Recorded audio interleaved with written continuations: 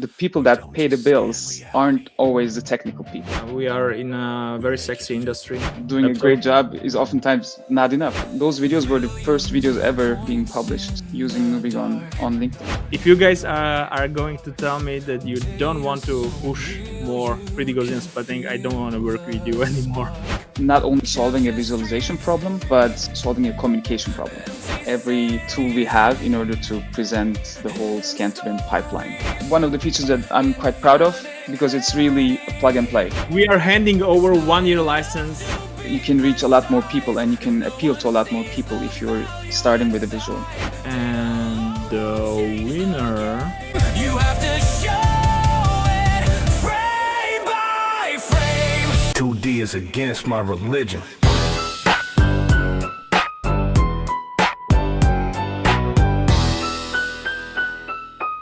It's great to have you here.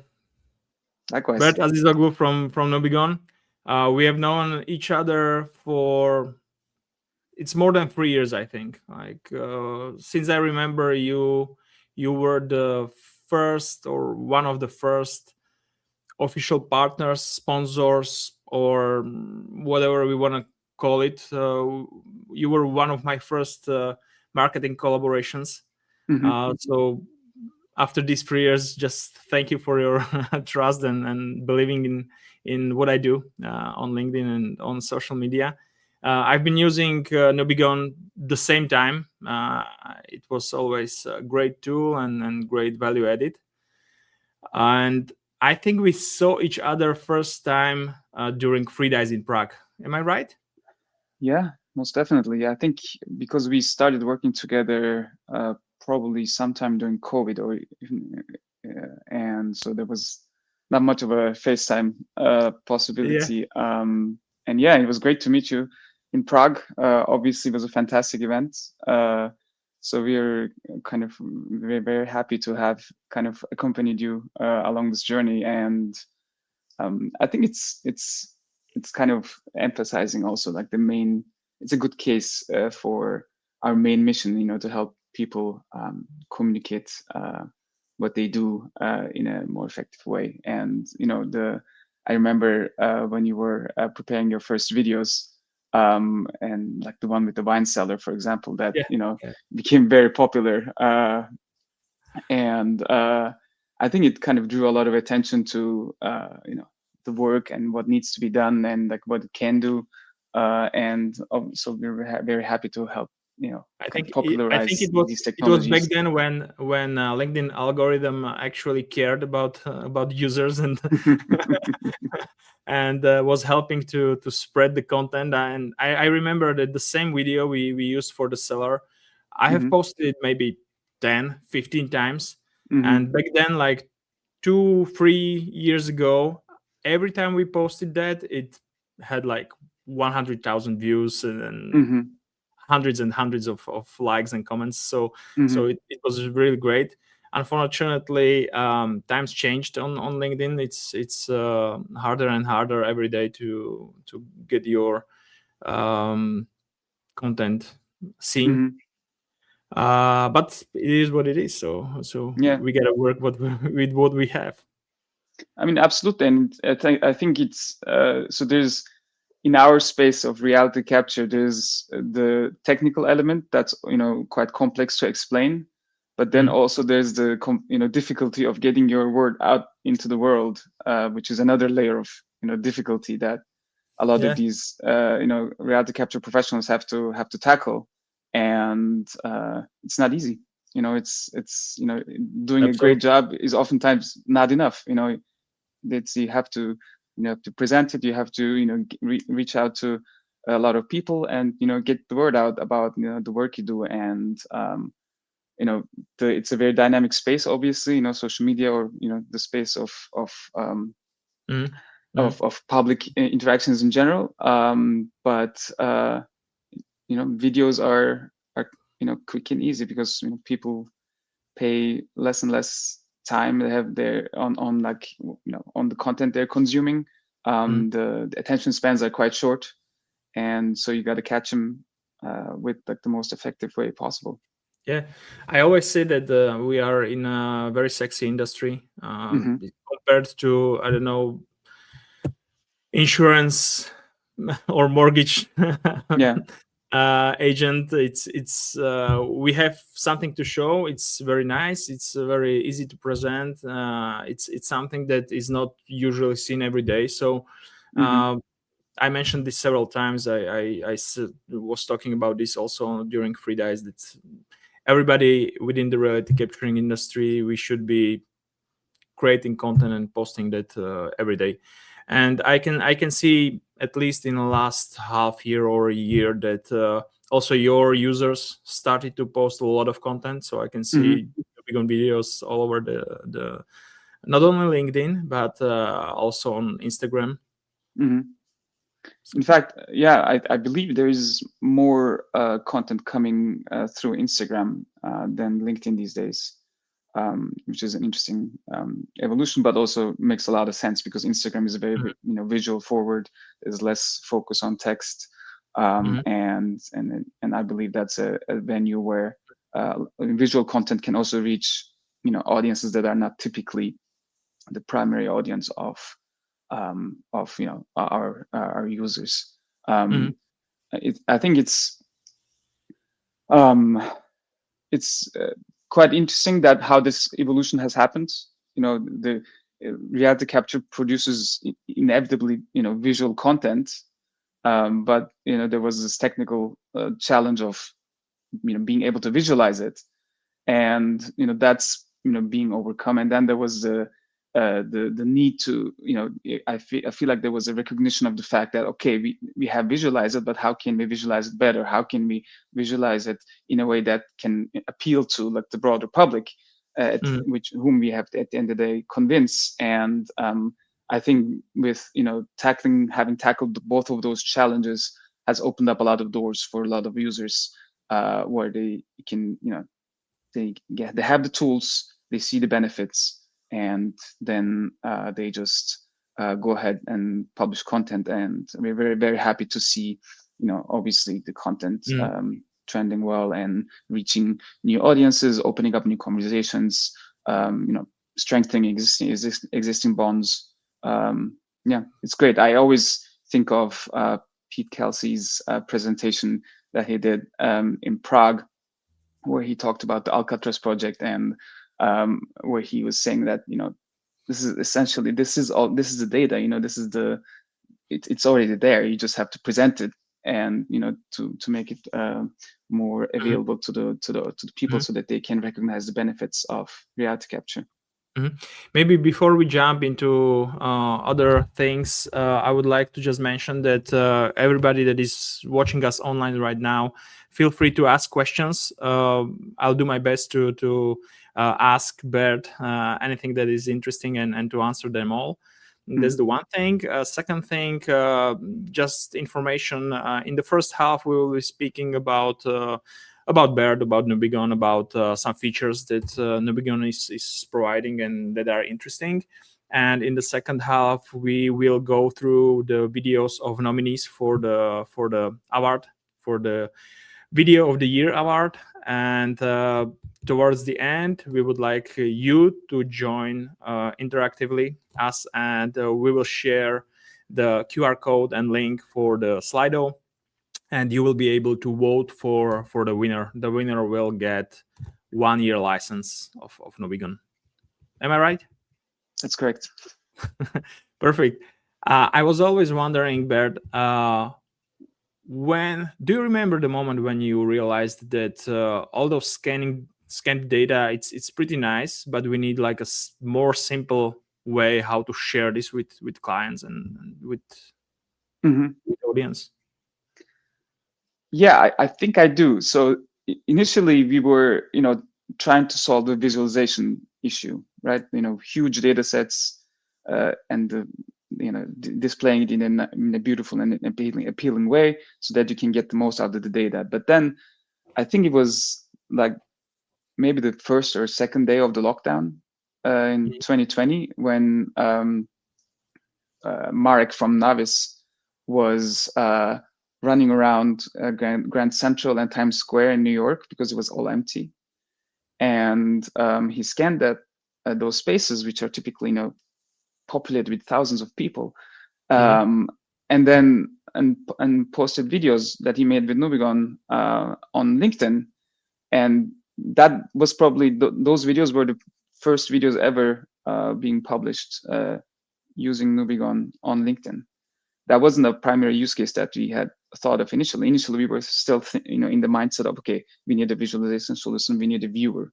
But once, with COVID, with lockdowns, the need for content preparation and like publishing online became a lot more pressing. So at the first moment, the idea was just to have the viewer that would be offline on a desktop, and people would be just able to see their 3D assets conveniently in more efficient way. Yeah, that was the primary, and that was our strength, and that was the primary focus we had. We were thinking about other, steps along the way as well, but once this, took off on LinkedIn, we realized that there is so much need for proper content generation. There's a need. The hardware manufacturers have that need to communicate, to show how great their data looks to distributors, the resellers, and at the end of the day, every service provider needs to show, okay, this is what I've scanned, and this is how it looks. And when everyone's talking about millimeter accuracy and all the level of details and how granular everything is, it means a lot less if you can't show it. I think that became a lot more apparent, and once that became clear to us, we really focused our efforts on not only solving a visualization problem, but solving a communication problem. And I think there's the industry is growing, obviously, but still very small compared to the overall AEC space. And whenever you attend these broader events, like last year I went to the American Architects Association's meeting with like 50,000 architects. Reality capture was a very, very small aspect of it.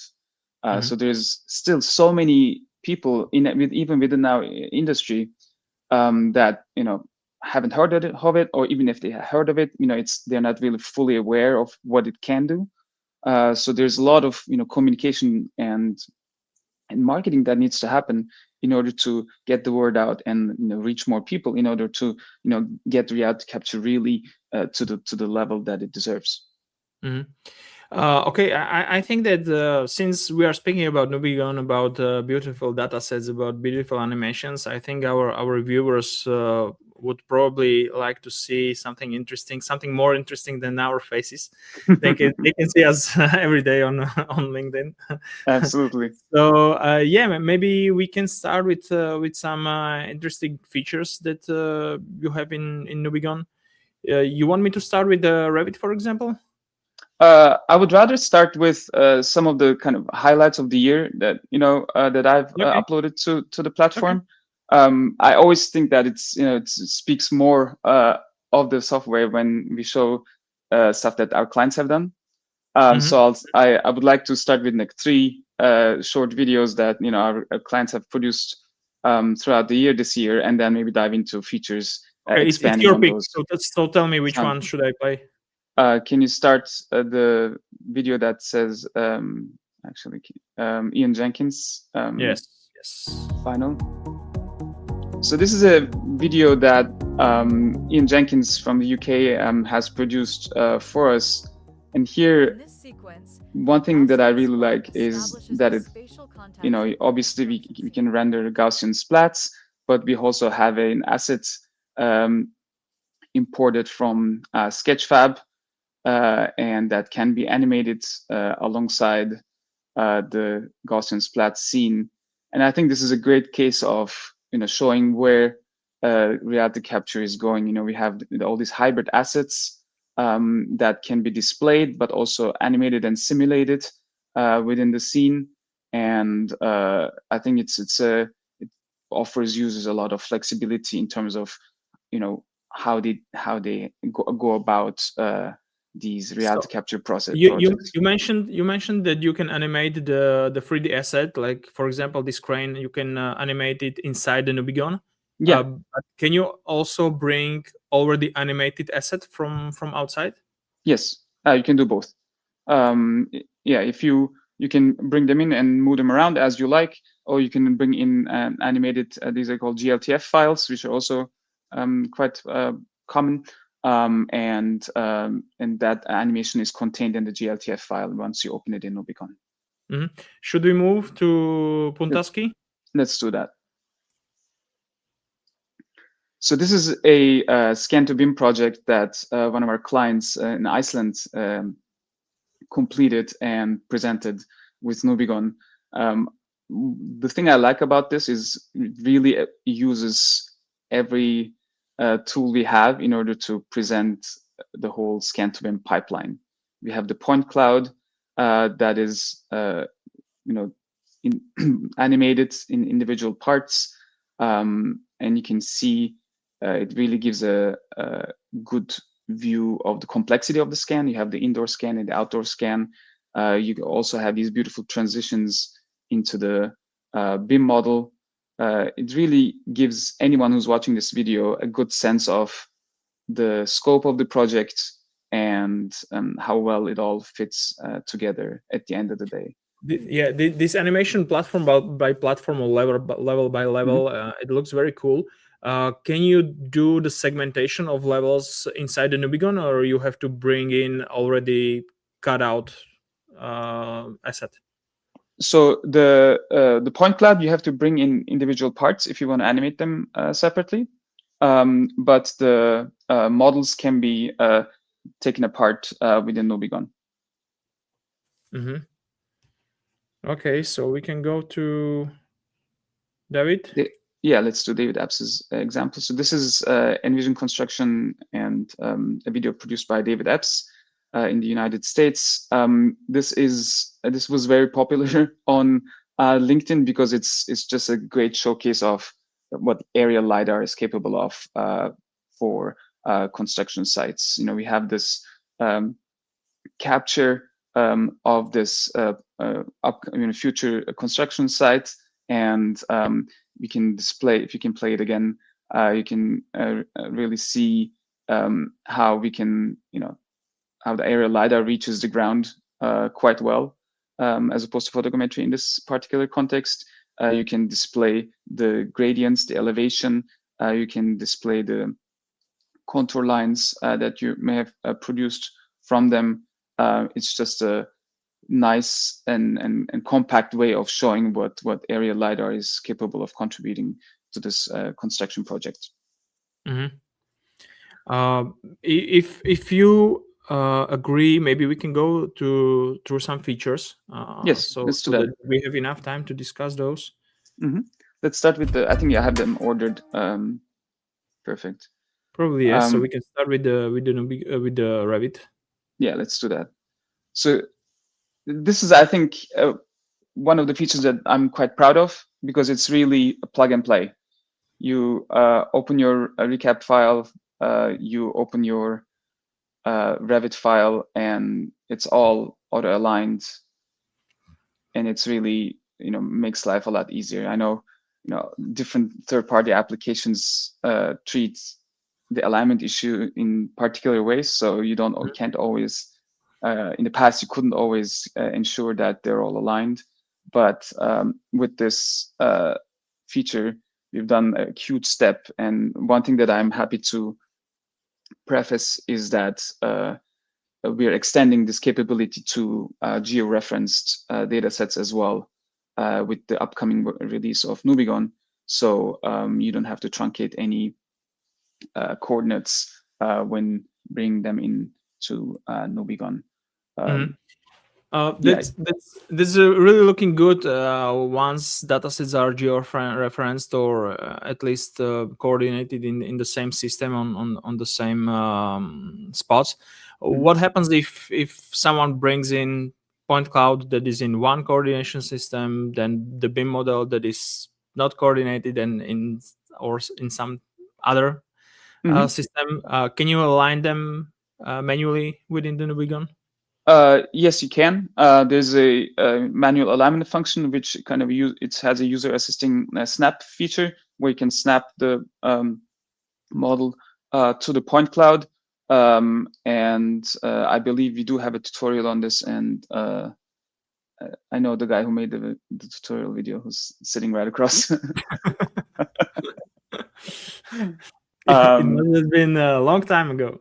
I know that feature hasn't changed, but we are gearing more towards auto alignment. You know, there's so many levels of complexities on how Autodesk treats you know, the coordinates of the point cloud versus the coordinates of the model.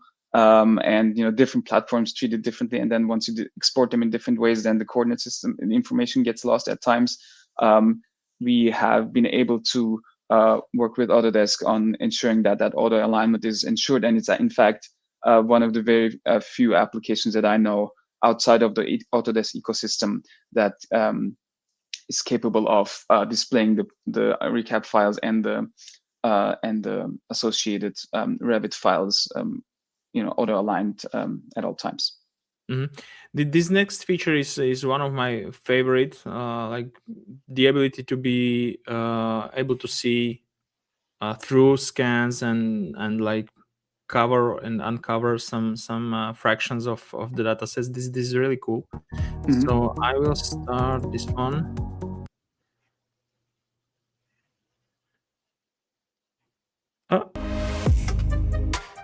In this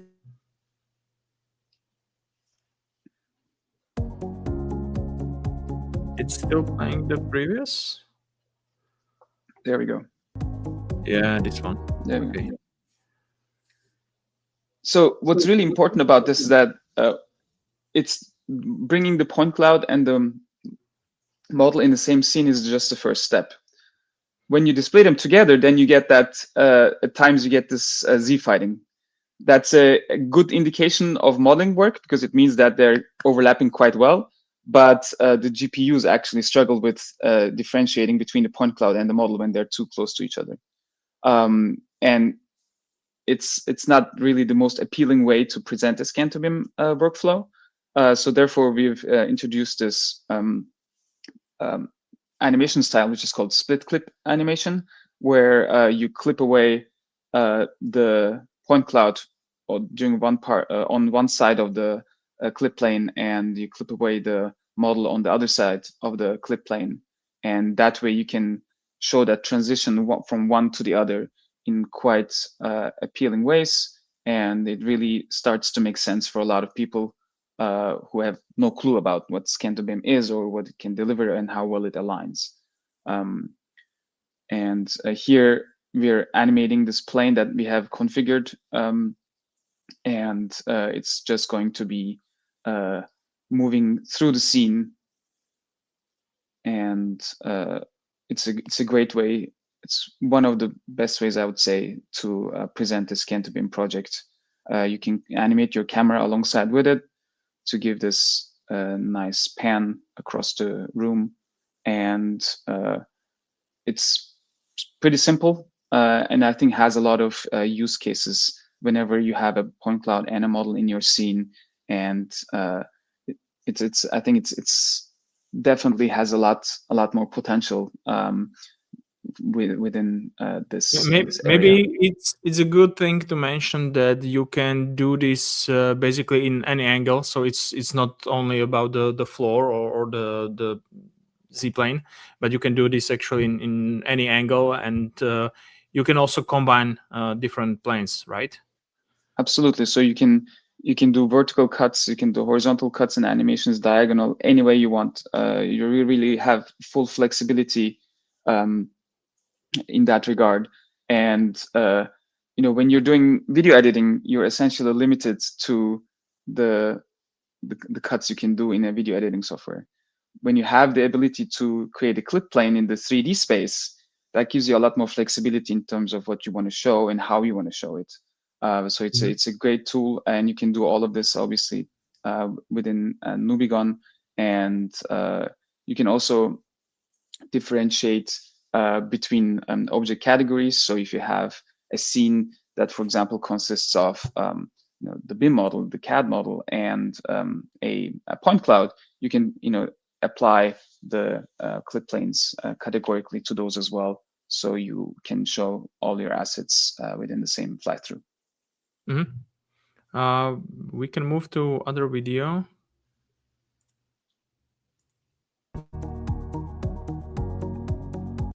So this is another feature that has proven quite popular.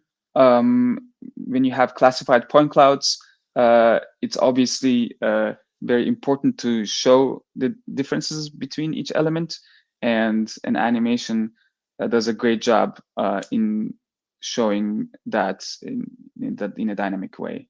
You have a classified point cloud. This is in some cases it's relatively automatically done. In some cases, you have to work hard on specifying these classifications correctly. So at the end of the day, you want to show, okay, here's what the result of the classification is, and every item in Nubigon that's individually available on the object list can be animated. So here we have the individual point cloud classes that we will now animate along the timeline, just to demonstrate what each component, each class contains. This has been, we've seen this in action in David Epps's video earlier on, and it has been very popular in the among all aerial LiDAR users, and yeah. Anything where you can have a classified point cloud, you can apply the same solution to create a quick animation. When I'm seeing the mouse cursor changing the keyframes and changing things on the timeline, it happens from time to time that when I'm trying to create the animation and I forget to move the cursor with the timeline to different space, it will bring me back to the previous view. It does. This is a huge pain in the ass. I know. It is, and I'm aware of it. I think it's like it requires some getting used to. Unfortunately, it's kind of the way the timelines and the cameras are coordinated with each other. It requires that specific step. You do that once or twice, and then typically it needs only several critical mistakes to do, and then you will learn. No, great. What I typically recommend is start small. Start with a simple scenario, a simple animation, keep it short, just to get the kinks worked out, and then proceed with the most elaborate animation sequence. We have a lot of clients that dive in with the trial version and produce this very extensive fly-throughs, that obviously if you're good at it, go for it. But if you work up to it, then it actually I think provides a more leaner learning curve. Let's go to cinematic camera. So this is something that I think the audience of this webinar might appreciate well, because a lot of our users have already worked with have produced a fly-through where they just move through the space, but most of our users aren't actually professional film producers. And most of literally all our users are reality capture specialists or professionals. So I think this has been a quite useful tutorial to show them the basic conventional traditional camera movements that are common in modern day filmmaking. Oftentimes a subtle, simple movement can deliver a much greater impact than a frantic fly through that covers the whole space.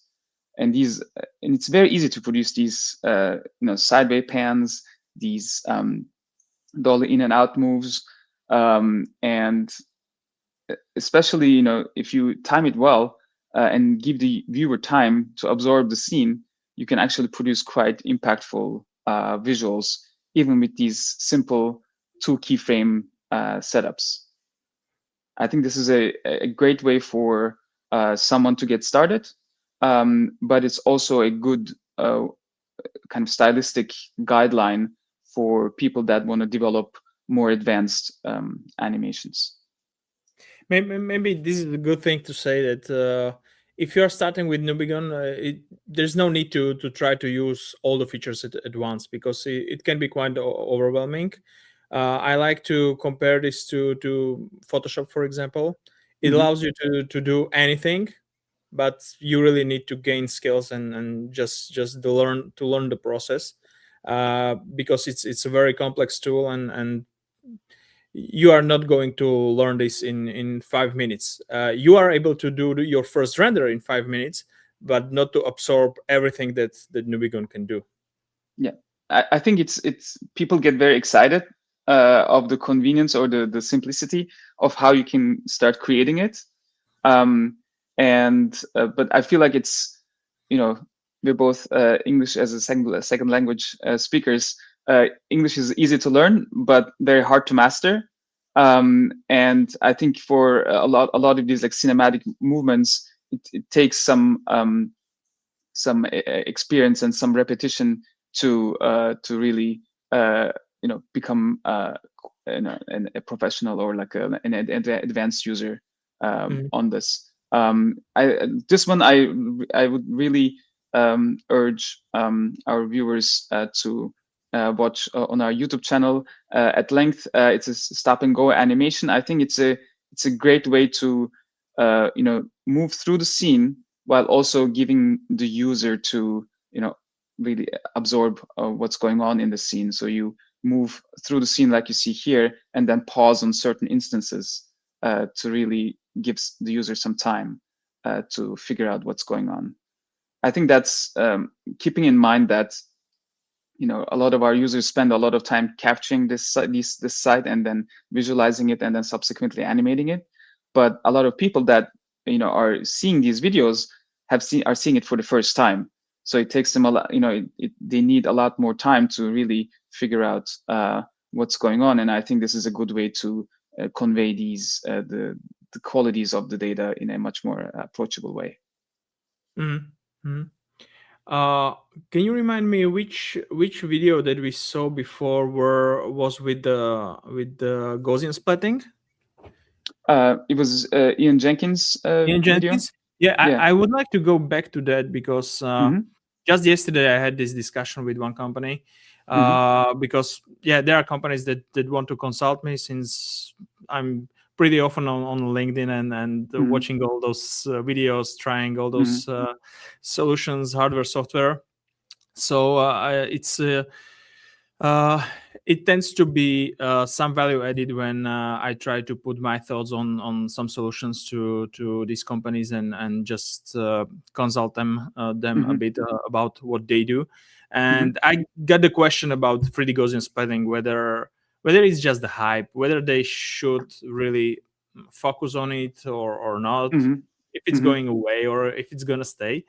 And I said to them, like, if you guys are going to tell me that you don't want to push more 3D Gaussian splatting, I don't want to work with you anymore. Okay. My belief in 3D Gaussian splatting is very, very, very big. So I just wanted to point out again that you also allowed for 3D Gaussian splatting to be viewed in Nubigon. So I think this is pretty cool thing to do, because instead of looking at the skyboxes, you can actually see the environment. Absolutely. And I just uploaded another video that's called CRISPR RSS Bookstore. And I think we can look at that as well. Okay. Okay, I will put it up. So this was a data set that was provided to us by XGrids, and I think it's just a fantastic data set and really speaks to the potential of reality capture with. On the floor, there is a mirror, or what's there? It's just a shiny, like a very shiny surface, okay. yeah. Okay. And I mean, with these kind of mirror-like effects, the conventional scanner would really have a hard time with all those reflections. And I think this comes out really well. And I believe they're really carving out a space for themselves in this industry. And I'm really excited to see, what the specific use cases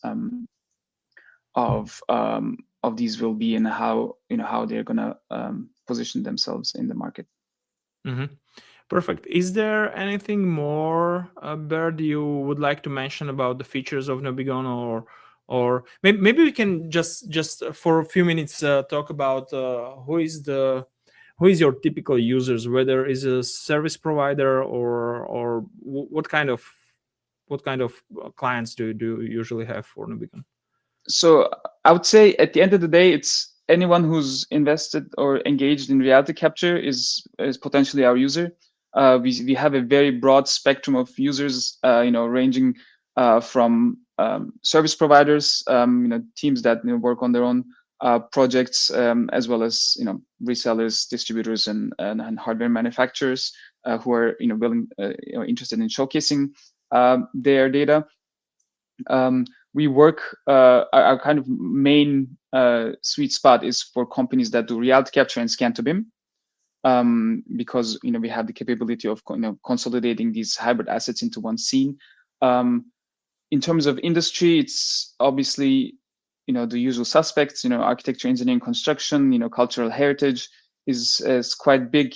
Public safety is really coming up strong with seeing these simulation capabilities, which we'll see in the finalists as well. And I see that Jeremy Morningstar is in the audience here too. He was one of the finalists for our 3D Eyes competition, where he showcased a lot of these simulation capabilities in the oil and gas space.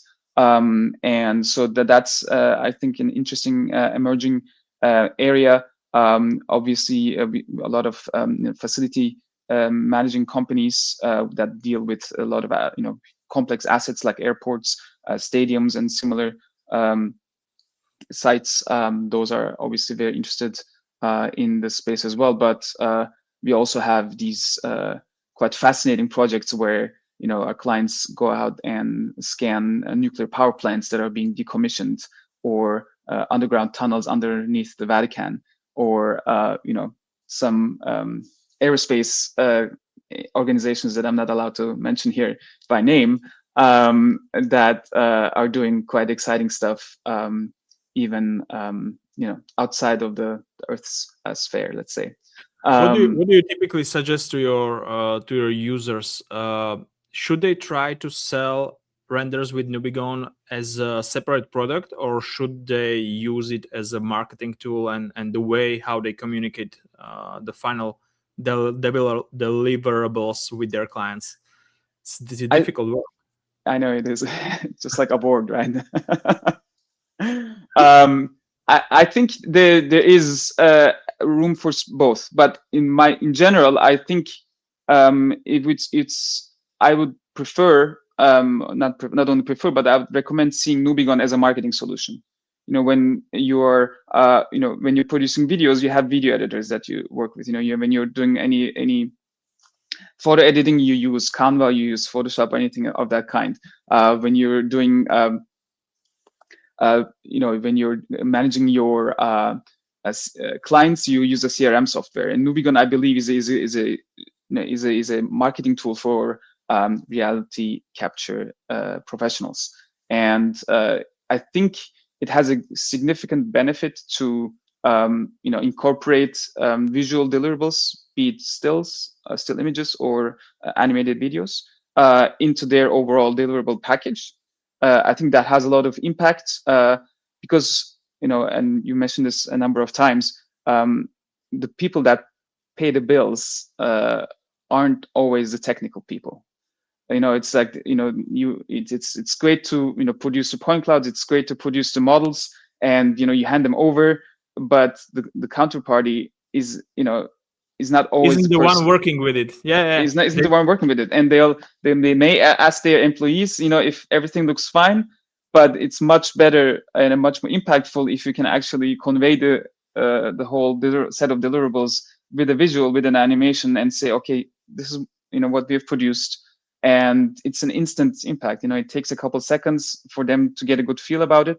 It's a great conversation starter if you're presenting some in front of a new lead, or you're trying to refer to an older project that you have completed that they might be interested in.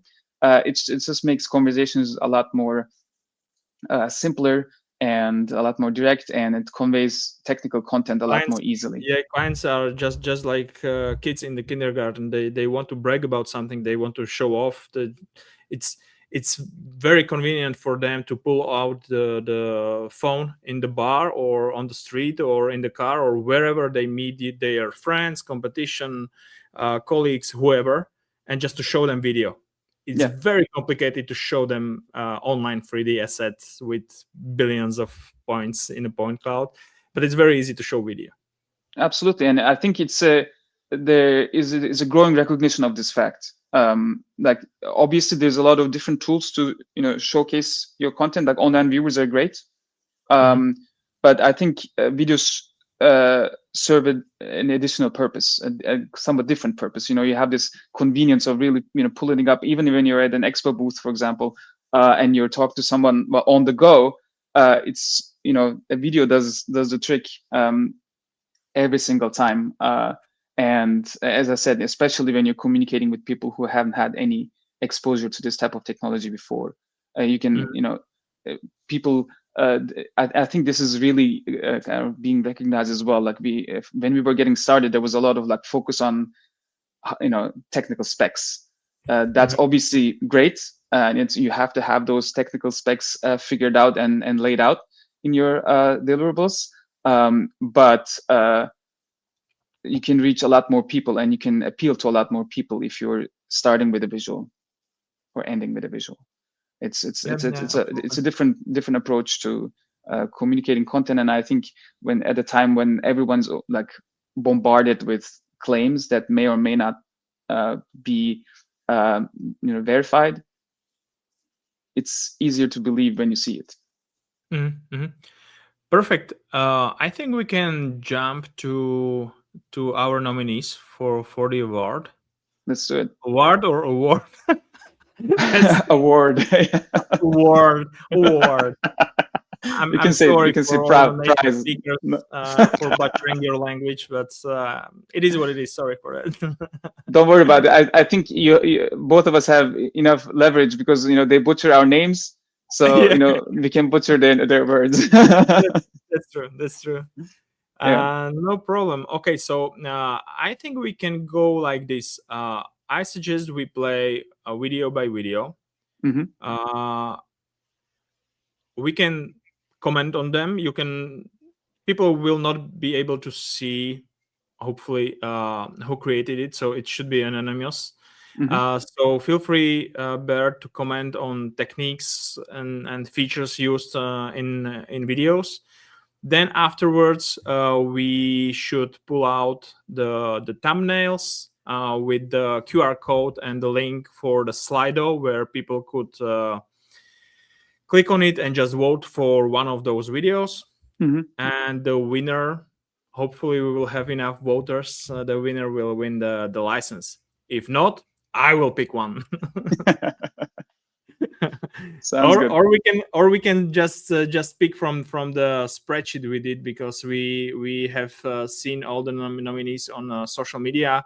We do have numbers about how many likes, comments, and reactions generally they received. So the worst case scenario, we go by bottom line, we are handing over 1-year license in any case today. Okay. Yes, absolutely. Perfect. So let's go to the first video.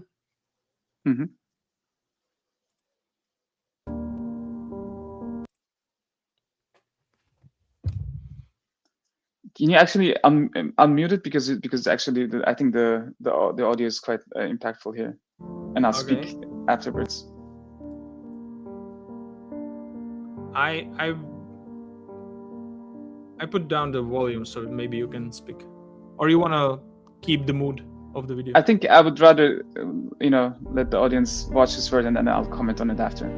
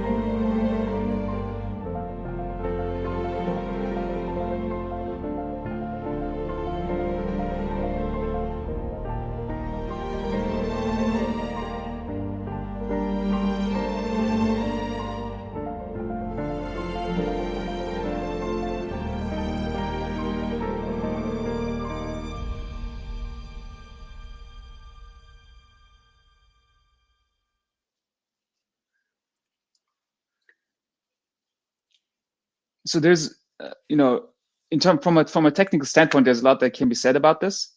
But I think what this video does really well is, creating a mood. And I think the audio and the visuals work real well together.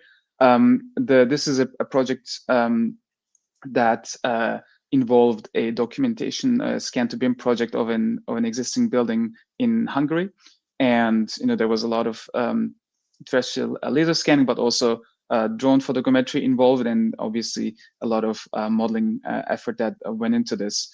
And they use different display modes. You have the surface display, you have the our signature X-ray display.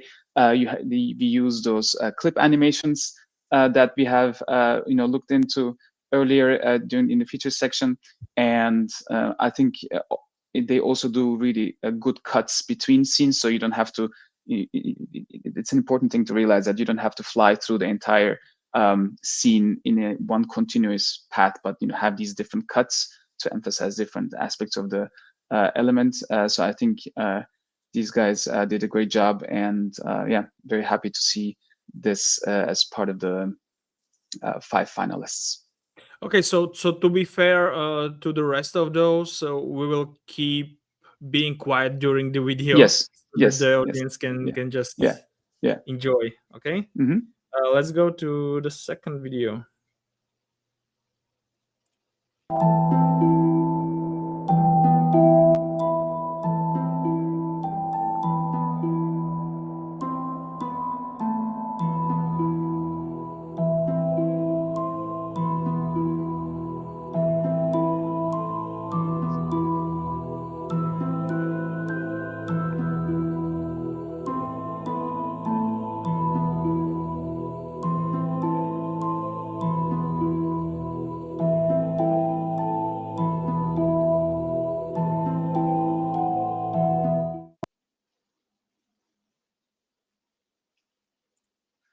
I think this is another great example. So this is a use case of the classified point cloud animation that we also talked about earlier.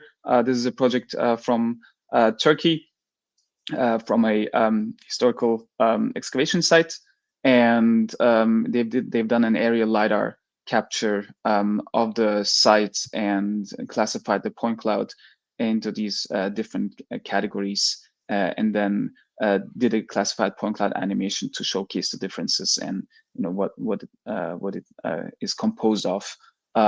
It's less than a minute. I think it's a very compact way to talk about show all these things. It takes longer for me to describe everything they did than just like showing them, showing the audience what they have done. Maybe just one question that came to my mind. Do you see any significant differences among different datasets from different hardwares coming into Nubigon? I mean, yeah, there's significant differences. and obviously, the quality differs a lot, but also the use cases differ a lot. And I think that's something that's feel free to drop names. I'm okay with it. Well, so I'll say one thing. So we're hardware agnostic. We're trying to be, pretty impartial to all manufacturers. And I think it's also to be fair because I think a few years ago, up until a few years ago, there was this thinking that there's one solution for every scan project. That's no longer true. It's with any type of product on the market, the more the more popular it gets, the more specialized applications of it you will find, and the more specialized hardware solutions you need for it. And as long as it does the job for that specific use case, I think that's the perfect solution.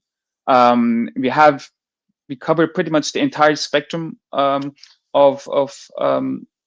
hardware applications with our software, and we're happy to say that we have different visualization solutions for different types of data. So if you have if you have a aerial LiDAR data set, if you have a handheld SLAM-based application, and your data is tends to be noisier, then X-ray works really well into kind of crystallizing and providing a clean display. If you're obviously working with high-end terrestrial laser scanners or Gaussian splat data, then obviously the photorealism is quite important. So we have the surface mode for those instances.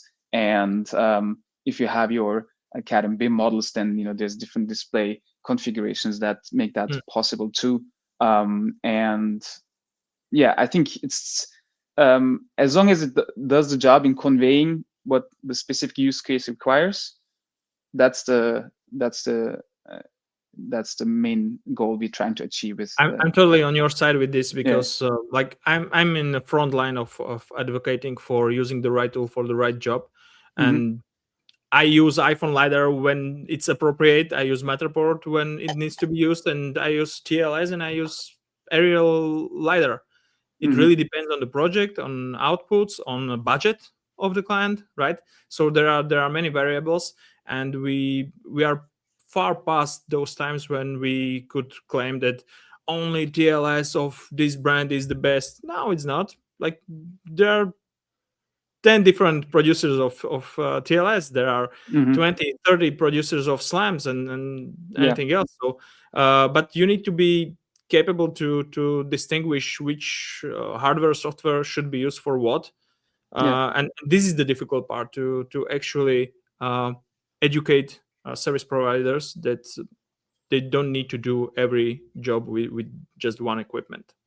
Absolutely, and I think it obviously takes some time to kind of get familiar with these intricacies, but I think it's very important to be aware of that. It's it's nowadays shoes are so differentiated. There's like running shoes, there's soccer shoes, there's you don't wear a single shoe for every particular application. So I think the same is true for scanners. Let's go to the video number 3.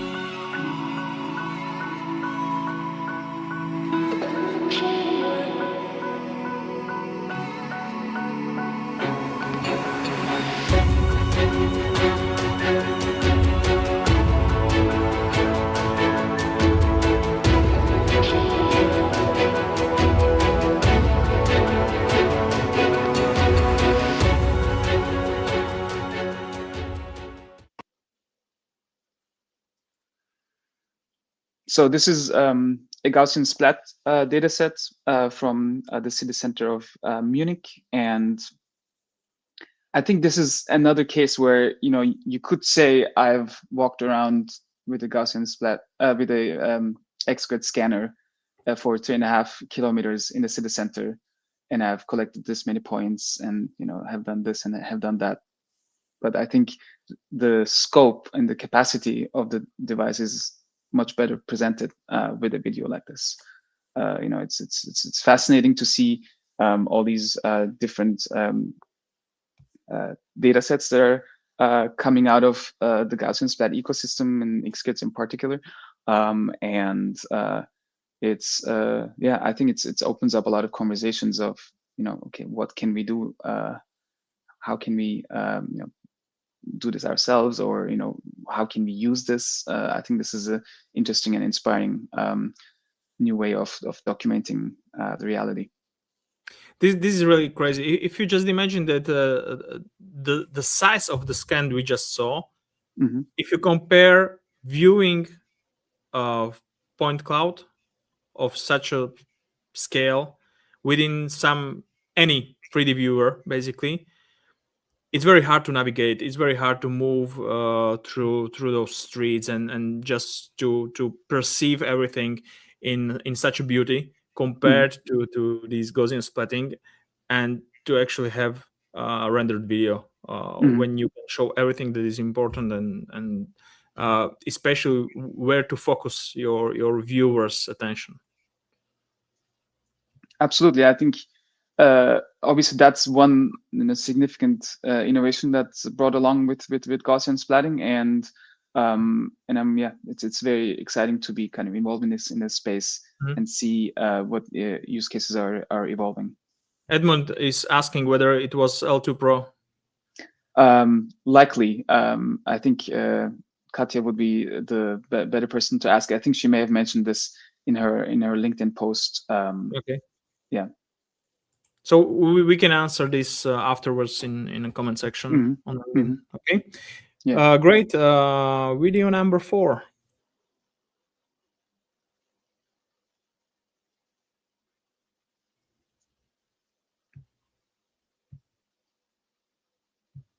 So this is actually a video that doesn't have any audio. So this is a wonderful example of you know, the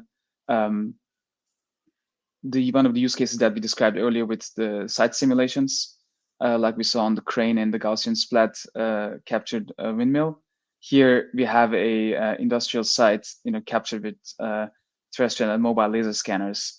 And there's going to be this, you know, very complex construction installation happening on top of that facility, and it's an active facility. So it's very complex, very you know, expensive to, you know, mess up something.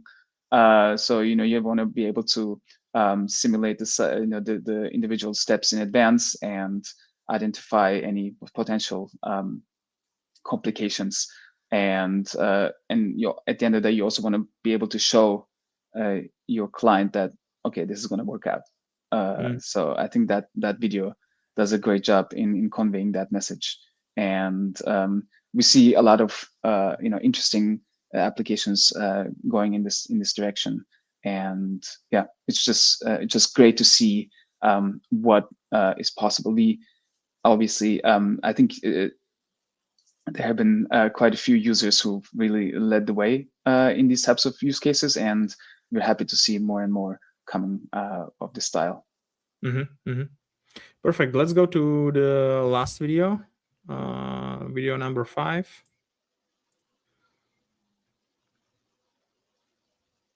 So this is another video that doesn't have any audio. This is a church from Spain, captured with a terrestrial laser scanner. And as you can see, the church tower inside has been subject to some damage and some deterioration. And this is a quite fascinating application or use case for the X-ray because it delivers that, that depth of view for complex sites. If you have scanned a facility or a building from the inside and out, if the facility is quite complex, the X-ray really does a great job in conveying the complexity of the project. And in addition to having the ability to display this in the surface mode, which is where you get all these the nice colors and a kind of a tight, watertight surface, you can also do a nice transition into the X-ray mode, which conveys a different different aspect of the scan, where you can focus more on the complexity and the scope of the project. Do you by any chance have somewhere close to you the video where you are showing how PBR materials are used on visualization? PBR material, yeah. Yeah. Let's. I think this might be also interesting, because I just saw the video from I think a boiler room or something like that, and there was a pipings and tanks all with the shiny materials. Very, very nice production. Yeah, let me pull it up very quick. Give me 1 second here. All right, so I've added this. It's boiler room. Great. So this is something that we have launched this year. Physically based rendering, ambient occlusion, and image-based lighting. These are rendering techniques that have been quite prevalent in the conventional 3D animation space, but haven't been kind of systematically and comprehensively applied to point clouds. And I think we've made that step in order to kind of get more out of the point clouds. There's a lot of conversation about millimeter accuracy and really displaying the finest details, but most of the viewing solutions don't offer that kind of fidelity to differentiate really the finest detail on a particular surface. And as if you play the video again at the very beginning here, you can see even how the concrete was poured, right? You see the pour patterns, and also the metal surfaces reflecting even the finest details. I think that's quite an interesting use case, especially if you want to get more out of your data. You want to see the finest details in a much more direct. And how does it work? How do you apply those materials on a point cloud? In Nubigon, it's super easy. You just there's shading modes. You switch to PBR and then enable ambient occlusion. It's 2 clicks, and you can switch to this display mode. So it will just pull out the data from the colors of the point cloud, and it will adjust materials colors, or yeah, it's an advanced way of working with the normals of the points, the color, and that's the. Okay, I get it. I see there's a question. Admin is asking, are you saying that you are texturing the point cloud with PBR textures? No, in fact, we're using the color information directly from the point cloud. So we're not even creating a PBR texture. We're just in real time computing the PBR values and displaying it as such. Great. So maybe if there are any questions, we can still have a few minutes more here online. But I think it's the right time to go to voting and to see whether we are able to pick a winner for our contest. So you have seen 5 videos. In the next few seconds, I will pull up the banner with all the thumbnails of all the 5 videos, so you can remember which one you liked. You will see there also the link to Slido, where you can vote. You will see there QR code. You can just take that QR code with your phone, or if you prefer going on a link. I don't think I have the ability to put here, or maybe I can. Do you think I can put here a clickable link? I'm not sure, but it's very easy because you just put in a browser slido.com and after the slash, it's called slash, right? Yeah. you put Nubigon, and Mm-hmm. you will get directly to very simple poll where you just put in one vote for the video you like the most. We will keep it for 1 minute, so it should be enough time for anybody who wants to put their vote to vote. So let's go. Here are thumbnails with the QR code, and here is the link. And go. You have 60 seconds, guys. Cool. Do we get to vote as well? I don't want to. Okay. I want to see results from people. Sounds good.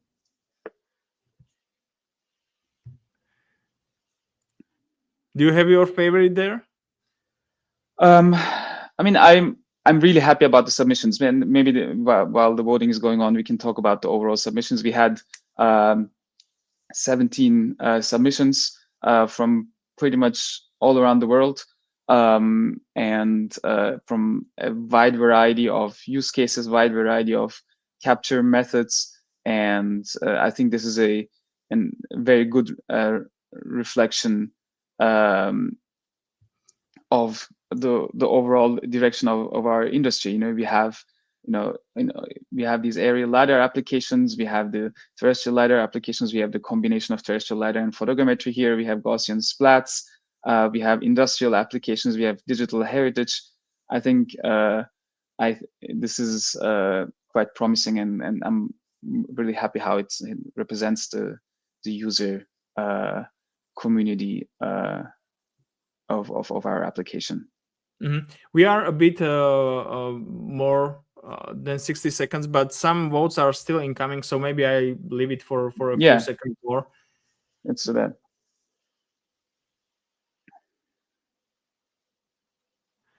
I really like how people are creative with visualizations, and especially in combination with the music. You get the point with leaving those videos with the sound, because I think this is something that is enhancing the experience from viewing the 3D assets.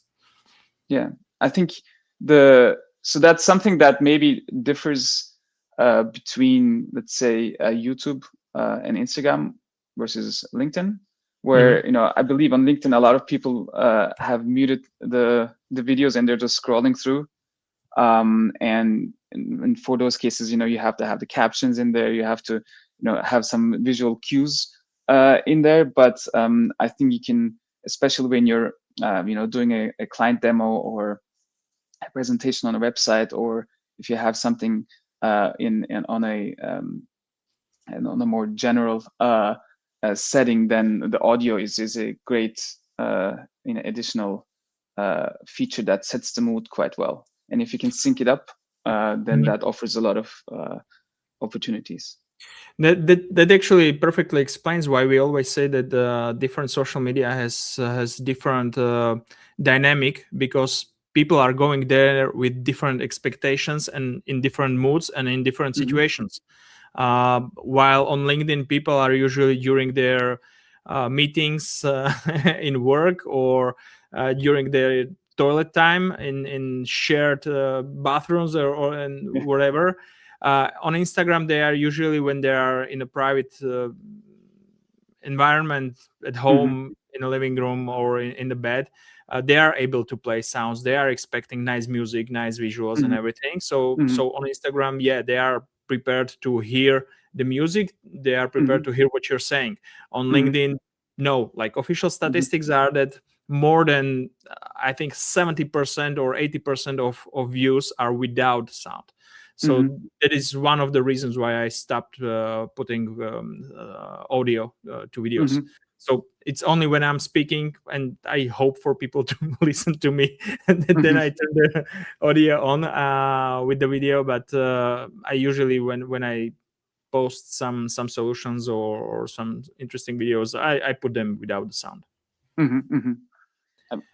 Even though I must say your creative song production was quite interesting. That is a very special situation when I leave audio, because what I love to do, and this is a tip, guys, for you. What I love to do is, when I create a copy of the text alongside with the video, I usually take that to AI and ask AI to create a song around this copy. So you can notice that it usually is the same thing I'm speaking in the video or is written in the copy, but I ask AI to put it in a 80s 90s guitar rock song or whatever, something that is really close to my heart, or something that I like from the music, and it's actually singing words that I'm speaking about. So I really like this, honestly, even though it's my own approach.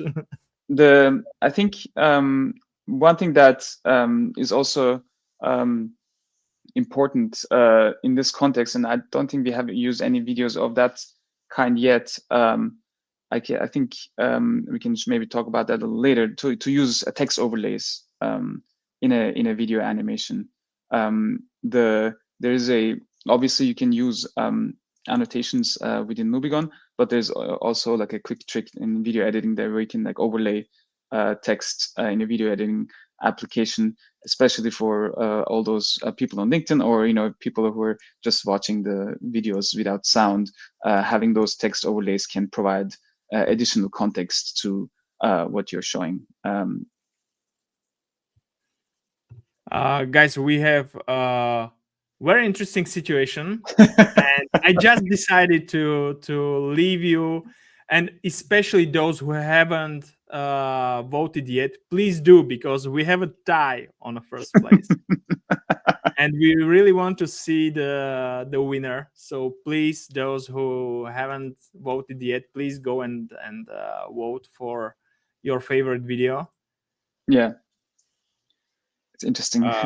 We didn't expect this. Are you at liberty to say which two are the top candidates? It's up to you. I think they are far ahead from next ones, so maybe we can. Okay, yeah, so it's number 1 and number 4. Okay. So guys, if you haven't voted yet, it's you can really make the difference. Right now it's between 1 and 4, and there are incoming votes, so that it is totally fair, I'm starting last 60 seconds for a vote. Yeah. After these 60 seconds are gone, we are no longer receiving votes. So please, you really have last minute. Sorry, at the beginning I said it will be only 1 minute, and we are already voting for 5 minutes. But I think it's even the conversation is very interesting. Yeah. So yeah. I hope it's okay with everybody. Do you want to say afterwards, when we stop the voting, do you want to say which video is your favorite, Bert? I mean, to be honest, I do have a personal favorite, but yeah, I think after we should do that. Let's do that. Okay, I will tell also. Last 5 seconds, guys. 4, 3, 2, 1. Okay, I'm stopping the poll. Okay, so now we have to prolong this like in TV shows where you have to wait for the winner. Now, really go through this really quick. Tell me, Bert, which one is your favorite? Which one you liked most, and why? Personally, I liked number 1 the best, because I think it is it does a great job overall in presenting the data and presenting the transition from it shows the quality of the point cloud, it shows the quality of the photogrammetry work, it does a great use of these different display modes with the exterior and surface mode and the interior and X-ray mode. Kind of really provides a depth, and the camera paths are also quite well, and the BIM model is obviously quite detailed. It is they used a really good PBR and ambient occlusion settings, and a great way of the clip animation where you can transition from one to the other. So, and obviously, I think, and that's what I think provided a difference to number 4 is the audio, like the combination with the audio. That being said, I obviously really like number 4 from a more technical kind of operational perspective, and I'm quite excited about those use cases as well. So yeah, but my personal preference would be number 1. For me, it would be number 4, and especially for this technical way. Like, I can see a lot of work behind segmenting all those different objects and parts of floors and parts of things that were flying over. So I can see hours and hours of the work behind this. And also, I think I'm a more technical guy, so I really like seeing all these oil and gas and different industrial plants, and I think I prefer those more compared to some old buildings. I'm not sure why. Maybe to be fair, I'm mostly scanning old buildings, so I should prefer those. But I don't know. I like more this industrial. One thing that speaks for number 4 is that most of the time you're not allowed to show those data sets. Like the industrial site, complex sites, like 9 out of 10 you're not allowed to show them. Oil and gas, all those facilities, industrial facilities, those are typically confidential. And so when they appear, it's actually quite popular. And to be honest, on LinkedIn and all the other platforms, number 4 was the most popular option. Okay, I think we can show the winner. So I'm going to share the screen.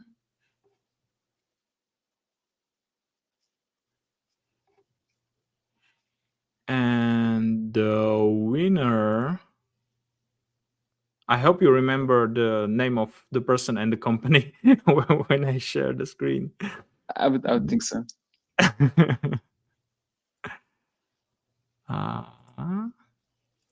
Here it is.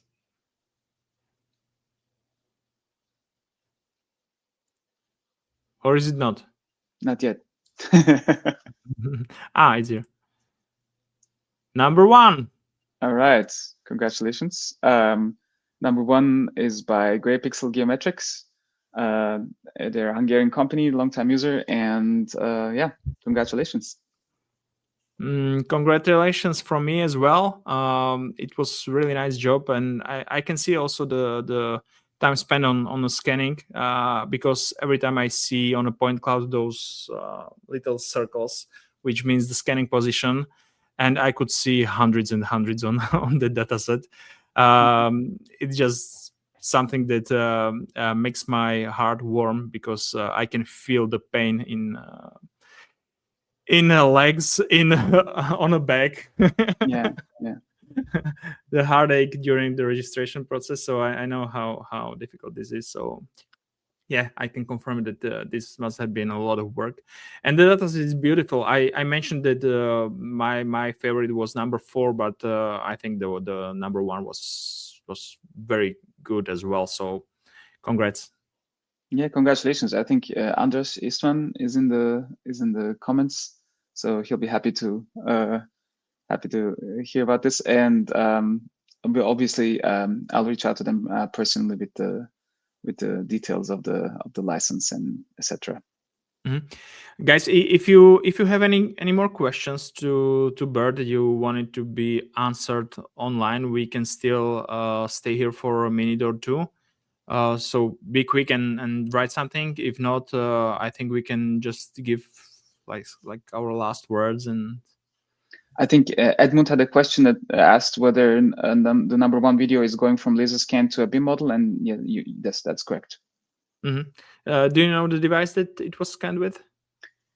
I don't know. I haven't asked.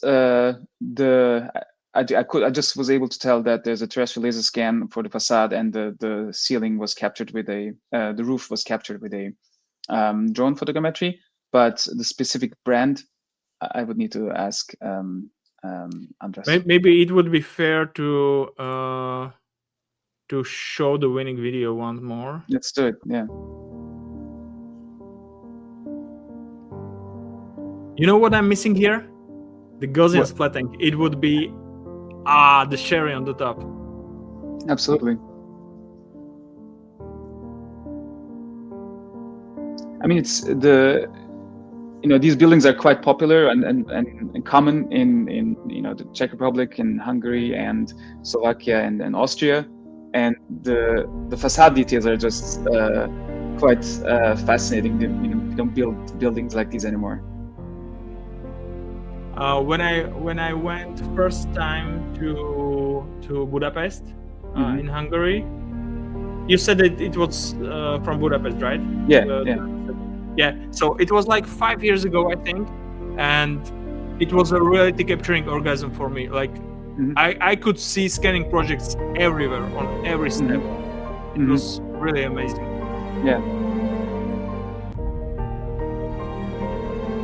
Yeah, and like the way the clip animation kind of reveals the stairs here, I think it's a great job.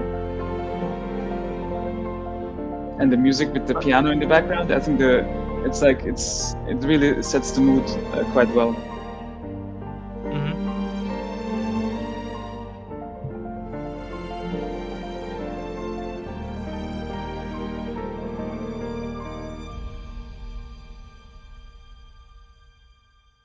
Perfect. Really beautiful. Yeah, agreed. Amazing. Thank you very much, Bert, for doing this with me. My pleasure. It was real fun. I like that we covered not only the features, but also a little bit about how it started, why you are doing this, and I think we picked, or our viewers picked, a great winner. So it's your place now to say some words, and we can finish it. I appreciate the opportunity very much. I think we wanted to do this award because we wanted to celebrate our community. There's been, as you said, a lot of videos that have been posted this year. A lot of our users feel a strong affiliation with our solution, so they are kindly mentioning us in their posts as well. I think it provides it's a good case, where it helps everyone to get reality capture a greater platform. I think it's the promotion side of things benefits everyone. You have the hardware manufacturer benefits, the service provider benefits, obviously all the technological solutions involved benefit.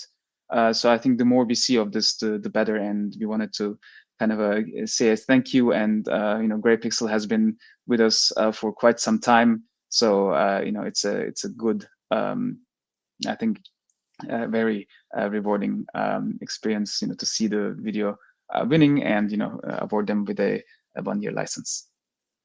Perfect. Congratulations to the winner. Thank you again, Bert, for doing this together. My pleasure. Have a great Christmas.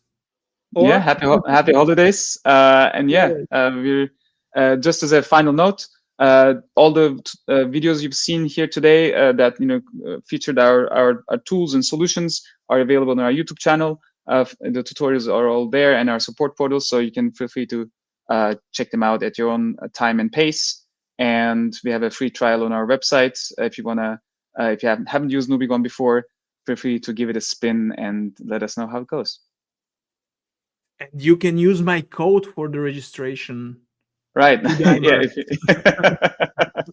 So if you want to subscribe and get a discount, TD. How do you say TD-IMER? TD-IMER. TD-IMER is the discount code, so you can get a discount, and we'll know that Mikhail's work is really helping us get more clients. Perfect. Thank you, Bert. Thank you guys for being here. Take Have care, a great guys. day. Bye-bye. Bye.